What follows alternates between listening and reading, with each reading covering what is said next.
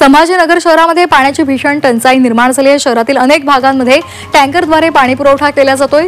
3 दिवसांनी टँकरद्वारे पाणी पुरवठा होत असल्यामुळे नागरिकांचे हाल होत आहेत।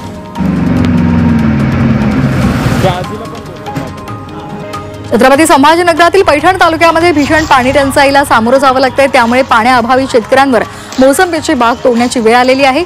शेतकऱ्यांनी ही झाडं 9 वर्षांपासून जगवली होती, मात्र आता पाणी नसल्यामुळे शेतकऱ्यांचं मोठं नुकसान झालंय। कर्णकर्कश आवाजाचे तब्बल 300 सायलेन्सर छत्रपती संभाजीनगर पोलिसांनी जप्त केलेत।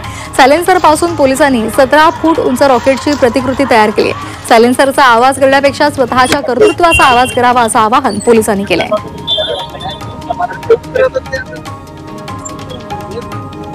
आपल्या संभाजीनगर जिल्ह्यामधील पैठणमध्ये नवीन घराला पाणी मारत असताना विजेचा धक्का लागून 16 वर्षीय मुलाचा मृत्यू झाल्याची घटना घडलेली आहे। साबेर शाकेर असं या मृत मुलाचं नाव आहे। ढाकेफळ इथल्या सायबर शेखनं नुकतीच 10वीची परीक्षा दिलेली होती। त्याच्या नवीन घराचं काम सुरू होतं आणि यावेळी पाणी मारत असताना विजेचा शॉक लागून त्याचा मृत्यू झालाय।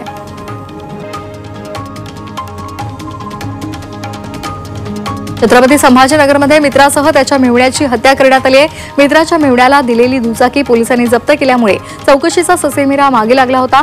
त्यामुळे रागाच्या भरात आरोपीने हे कृत्य केले।